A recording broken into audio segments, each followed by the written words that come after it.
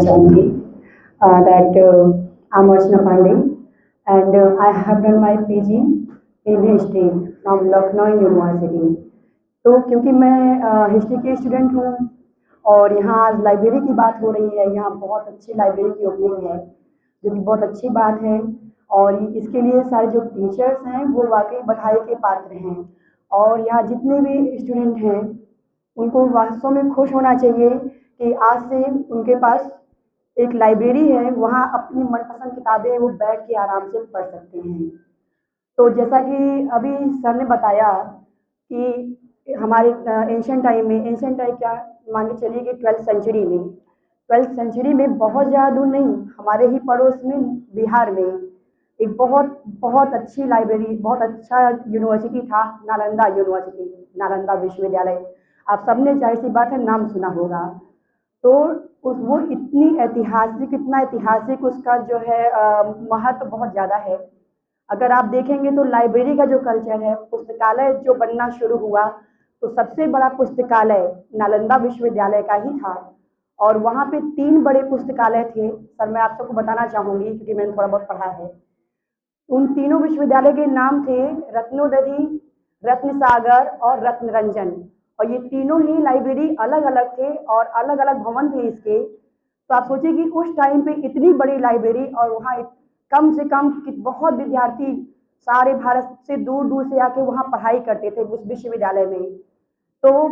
जो ये पुस्तकालय है इसका कल्चर बहुत पहले से है और यहाँ इस स्कूल ने आज उसकी इम्पोर्टेंस को समझा और यहाँ पे जो ये इन्होंने इनिशिएटिव लिया है ये काफ़ी अच्छा है और अगर इसको आप लोग अच्छे से यूज़ करेंगे तो जाहिर सी बात है कि आप लोग बहुत ज़्यादा नॉलेज गेन करेंगे। आप सोचिए कि उस टाइम पे जो हमारा नालंदा विश्वविद्यालय था इतना इतना प्रोग्रेस कर रहा था, वो इतना ज़्यादा मतलब प्रसिद्ध था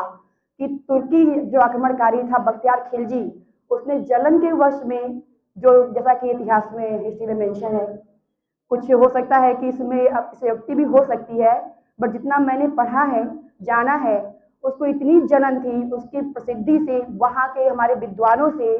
कि उसने जो है उन तीनों पूरे नालंदा विश्वविद्यालय को जला दिया और उसकी जो लाइब्रेरी थी वो कई वहाँ इतनी किताबें थी, हमारी इतना प्राचीन इतिहास, वैभवशाली इतिहास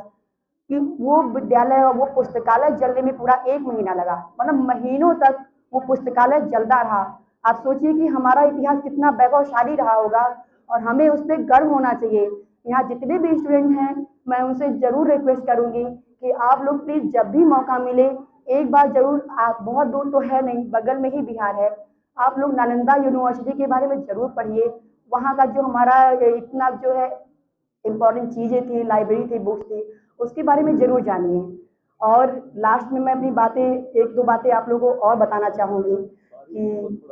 जो बुक्स होती हैं वो हमारी वाकई बहुत अच्छी दोस्त होती हैं और अगर आपको कुछ सवाल हैं आपके मन में और आपको उसके जवाब जानने हैं तो अगर आप लाइब्रेरी में आते हैं, बैठते हैं, अच्छी किताबें पढ़ते हैं तो जाहिर सी बात है वहाँ से आपके बहुत सारे डाउट्स क्लियर हो जाएंगे। तो इसलिए लाइब्रेरी में जब भी मौका मिले आप लोग आइए और लाइब्रेरी में थोड़ा वक्त दीजिए। मैं एक चीज़ और मेंशन करना चाहूँगी, जैसे कि आप सभी बच्चों ने और यहाँ जो भी पेरेंट्स हैं उन्होंने एक बुक का नाम जरूर सुना होगा, पंचतंत्र। पंचतंत्र की कहानियाँ जो है दूरदर्शन पे भी दिखाई जाती हैं और आज भी कई सारे चैनल पे वो अवेलेबल हैं।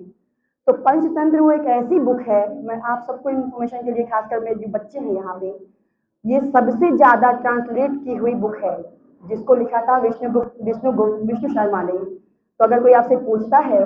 कि सबसे बड़ी लाइब्रेरी और सबसे ज़्यादा ट्रांसलेट की हुई बुक कौन है तो वो बताइएगा कि हमारे इंडिया में है और वो हमारी बुक भी जो है वो हमारे इंडिया के विद्वान ने, हमारे भारत में विद्वानों ने लिखा है, वो पंचतंत्र है। 150 से ज़्यादा भाषा में वो ट्रांसलेट की जा चुकी है और आगे भी ये किताब पढ़ी जा रही है। तो सोचिए कि हमारा इतिहास कितना गौरवशाली है और हर किसी को इस चीज़ के लिए प्राउड फील करना चाहिए कि हम लोग भारत देश में रहते हैं और यहाँ पे इतने विद्वान हैं और यहाँ की जो साहित्य है कितनी समृद्ध है। Thank you so much.